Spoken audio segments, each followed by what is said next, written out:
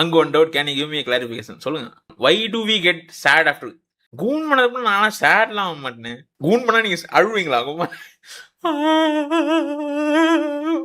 என் பசங்க யாரு இப்போ கும்மால சேட் ஆக போறா?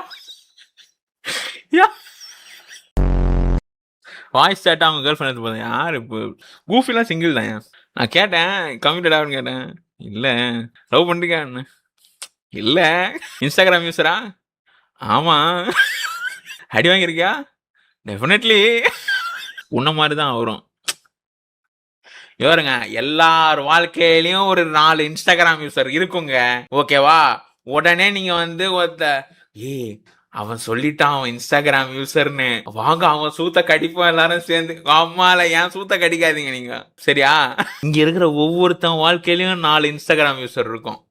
என்னோட அக்கௌண்ட்டை நான் டிசேபிள் பண்ண முடியாது, நான் கிரியேட்டர் அக்கௌண்ட். அதனால நான் என்ன பண்றது, மற்றவங்க டிசேபிள் ஆகிறது தான் நான் பார்க்க முடியும். இதே வந்து இந்த மாதிரி நான் பேச ஆரம்பிச்சு இது என் கிரியேட்டர் அக்கௌண்ட் இல்லைன்னா நான் பாட்டு நான் டிசேபிள் பண்ணிட்டு போயிடுவேன். நீனாடி எனக்கு இன்ஸ்டாகிராம் யூஸர் ஆகுறது, நான் உனக்கு இன்ஸ்டாகிராம் யூஸர் ஆகுறேன்டி பொடி அப்படின்னு நான் பண்ணுறேன். அது யாருக்கும் பண்ண முடியலனால.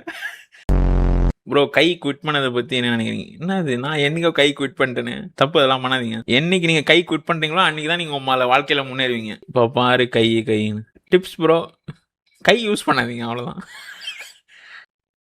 ப்ரோ. ஓ காய்ச்சினாட்டா? ஓ